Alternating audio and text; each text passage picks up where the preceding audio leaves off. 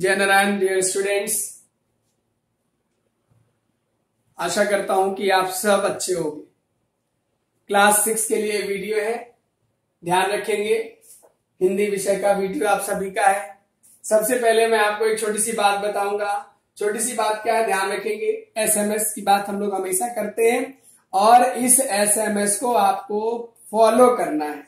ये आप एसएमएस का मतलब समझ रहे हैं। जो पहला एस है आपका, वो क्या है आप बताओ। शॉप है मीन्स आपको साबुन प्रयोग करना है हाथ धुलने के लिए। मास्क हमेशा पहन के रखना है, हमेशा इन द सेंस कि अगर भीड़ भाड़ के इलाके में तो आप मास्क वेयर करेंगे। और तीसरा आपका है सोशल डिस्टेंसिंग। सोशल डिस्टेंसिंग का मतलब है कि आप कहीं भी ऐसी जगह पर अगर गए हैं जहां पर ज्यादा भीड़ है तो वहां पर आप क्या करेंगे, सोशल डिस्टेंसिंग के थ्रू आप डिस्टेंस बना करके। अब आपको पता ही होगा कि सोशल डिस्टेंसिंग कितना है, तो आपको याद होगा 2 गज की दूरी बहुत है जरूरी, तो जरूर इसको ध्यान रखें। Now after that today I will discuss with you pronouns means सर्वनाम। हम लोग संज्ञा पढ़ चुके हैं, अब हम आज पढ़ रहे हैं सर्वनाम। सर्वनाम होता क्या, मैं एक छोटी सी स्टोरी आपको बताता हूं। स्टोरी जुड़ी हुई है मेरे अपने आप से, या मैं आप किसी और की एग्जाम्पल, किसी और का एग्जाम्पल उदाहरण लेके बता रहा हूं। ध्यान दीजिएगा। कनक को बहुत तेज प्यास लगी। कनक घर पहुंची। कनक ने अपनी बहन से पानी मांगा। कनक की बहन ने उसको पानी दिया। कनक ने पानी पिया। कनक की प्यास बुझ गई। आप इस एग्जाम्पल में देख रहे होंगे कि मैंने कनक शब्द का प्रयोग कई बार किया, लेकिन अब मैं इसी चीज को दूसरे तरीके से कहता हूं। क्या कहूंगा, ध्यान दीजिएगा। कनक घर पहुंचती है, उसको बहुत तेज प्यास लगी है। उसने अपनी बहन से पानी मांगा। उसकी बहन ने पानी दिया। उसने पानी पिया। उसकी प्यास बुझ गई। आपने क्या देखा इस एग्जाम्पल पर? इस एग्जाम्पल में आपने देखा कि मैंने क्या किया, मैंने सिर्फ क्या किया, मैंने कनक शब्द का प्रयोग पहली बार कई बार किया। उसके बाद मैंने कनक के नाम के स्थान पर क्या किया, कनक के नाम के स्थान पर उसका, उसका अन्य शब्दों का प्रयोग किया। अर्थात क्या, ध्यान दीजिएगा। कनक को बहुत तेज प्यास लगी थी। कनक ने अपनी बहन से पानी मांगा। अब मैं देखिए सेंटेंस क्या होता। कनक को बहुत तेज प्यास लगी थी, उसने अपनी बहन से पानी मांगा। तो मैंने यहां कनक की जगह पर कौन सा शब्द प्रयोग कर दिया, उसने। अर्थात यह जो कनक, ध्यान रखिएगा बेटा, आप समझोगे कि कनक शब्द के नाम के स्थान पर, ध्यान रखना क्या बोला मैंने, कनक जो नाम है उस नाम के स्थान पर क्या मैंने बोला, उसने अपनी, क्या बोला, उसने अपनी बहन से पानी मांगा। माने पहले में था कनक को बहुत तेज प्यास लगी थी, कनक ने अपनी बहन से पानी मांगा। दूसरे में क्या बोला, कनक को बहुत तेज प्यास लगी थी, उसने अपनी बहन से पानी मांगा। अर्थात अब हम परिभाषा पे आते हैं। अब सर्वनाम, नाम के स्थान पर जो चीज प्रयोग हो जाए। उदाहरण में आपने देखा कनक के नाम के स्थान पर क्या प्रयोग हुआ बच्चों, उसने। क्या प्रयोग हुआ, उसने। क्या प्रयोग हुआ, उसने। अर्थात नाम के स्थान पर जो संज्ञा प्रयोग हो जाए, जो भी शब्द प्रयोग हो जाए, उसी को हम लोग क्या बोलते हैं, सर्वनाम। परिभाषा देखिएगा। जिन शब्दों का संज्ञा के स्थान पर प्रयोग किया जाता है उन्हें सर्वनाम कहते हैं। क्या बोला मैंने, जिन शब्दों का प्रयोग, ध्यान से देखिए, सबको दिखाई दे रहा है। जिन शब्दों का प्रयोग, जिन शब्दों का संज्ञा के स्थान पर प्रयोग किया जाता है उसे क्या कहते हैं, सर्वनाम कहते हैं। अर्थात ध्यान रखिएगा, सर्वनाम का लाभ क्या है। सर्वनाम का लाभ यह है कि इनका प्रयोग करने से हमें बार बार एक ही संज्ञा का प्रयोग नहीं करना पड़ता। हमें कोई बता सकता है इस लाभ के बारे में? सर्वनाम का लाभ क्या है? सर्वनाम का लाभ यह है कि यदि हम सर्वनाम का प्रयोग करते हैं तो हमें बार बार उस नाम का प्रयोग नहीं करना पड़ता। उदाहरण मैंने दिया ना कनक का। कनक ने अपनी बहन से पानी मांगा। कनक की बहन ने पानी दिया। कनक ने पानी पिया। कनक की प्यास बुझ गई। अब मैं बोलता हूं कनक ने अपनी बहन से पानी मांगा, उसकी बहन ने पानी दिया, उसने पानी पिया, उसकी प्यास बुझ गई।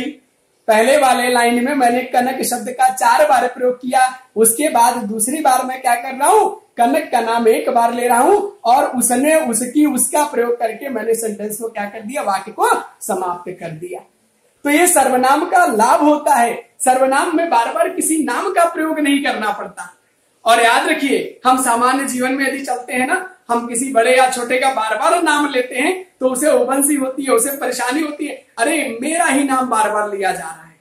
तो ऐसी समस्याओं का निराकरण करने में यह जो सर्वनाम है वो हमारे व्यवहारिक जीवन में भी प्रयोग करता है। हम बार बार किसी का नाम नहीं लेते। और आपको मैं आज बताऊंगा, इसके बाद बता रहा हूं, यह जो सर्वनाम होता है बेटा वो 6 प्रकार का होता है। सर्वनाम कितने प्रकार के होते हैं? 6 प्रकार के। सबसे पहला आपका है पुरुषवाचक सर्वनाम, दूसरा है निश्चयवाचक सर्वनाम, तीसरा है अनिश्चयवाचक सर्वनाम, फिर है प्रश्नवाचक सर्वनाम, फिर है निजवाचक सर्वनाम और फिर है संबंधवाचक सर्वनाम।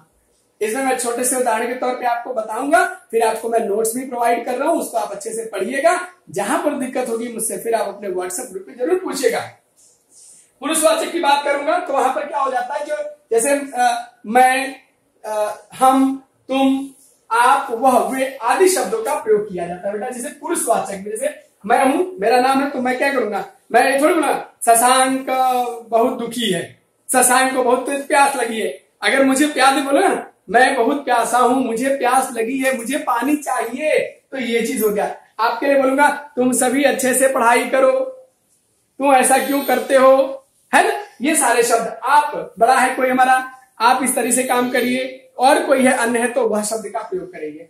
निश्चयवाचक सर्वनाम में बात करेंगे, निश्चय मतलब, निश्चय मतलब जहां निश्चित हो, जैसे यह व्यक्ति बहुत ही सुंदर है, यह व्यक्ति इस कार्य को कर सकता है, आदि शब्दों का प्रयोग तो निश्चयवाचक। अनिश्चयवाचक जहां पर हमें अनिश्चितता होती है, ये मतलब स्पष्ट नहीं होता है, कुछ, कोई, किसी ने ऐसा किया होगा, कुछ हो सकता है, तो ये अनिश्चयवाचक सर्वनाम का स्पष्टीकरण देता है। फिर प्रश्नवाचक में बेटा आप सब प्रश्नवाचक, क्या, कब, कहां, कैसे, किसने क्या किया, क्या, कब, कहां, कैसे, किसने क्या किया, यह प्रश्नवाचक की बात करता है। तो इसे हम लोग क्या बोलते हैं, प्रश्नवाचक सर्वनाम कहते हैं। निजवाचक सर्वनाम, निज मतलब स्वयं का, अपने आप का। तो निजवाचक सर्वनाम ऐसा है जहां पर स्वयं के लिए कोई भी शब्द, कोई भी संज्ञा, कोई भी दूसरी वस्तु का प्रयोग, विषय वस्तु का प्रयोग किया, स्वयं, अपने आप, खुद आदि शब्दों का प्रयोग होता है। लास्ट हमारा आता है बेटा संबंधवाचक सर्वनाम। संबंध माने जो एक दूसरे के संबंध को प्रकट करता, जो एक दूसरे के व्यवहारिक स्तर को, जैसे जो, वह, जैसी, वैसी। अब जिसकी, उसकी माने वह उसकी जाने, मैं क्या जानूं, जैसा है तैसा है, जैसा करना है वैसा मिलना है। तो ये जो सारे शब्द हैं वो क्या करते हैं, जैसे जैसी करनी वैसी भरनी शब्द है ना, जैसी करनी वैसी, तो जैसी और वैसी शब्द कैसा है, यह संबंध को प्रकट करते। जैसी करनी वैसी भरनी माने जैसा मैं करूंगा वैसा मैं भरूंगा। ये क्या है, ये किससे संबंध करता है, जैसी करनी माने जैसा मैं करूंगा, यह मेरे से संबंध रखता है, मैं जैसा करूंगा वैसा मुझे परिणाम मिलेगा, यह कहता है संबंधवाचक सर्वनाम। अब हम बात कर लेते हैं थोड़ी देर पुरुषवाचक सर्वनाम के प्रकार की, जो आपको पढ़ना है, ध्यान रखिएगा इसको भी। पुरुषवाचक सर्वनाम बेटा 3 तरीके से होता है। पहला है उत्तम पुरुष, दूसरा है मध्यम पुरुष और तीसरा है अन्य पुरुषवाचक सर्वनाम। तो अब मैं आपको इतनी चीजें आपको समझ में आ गई होंगी।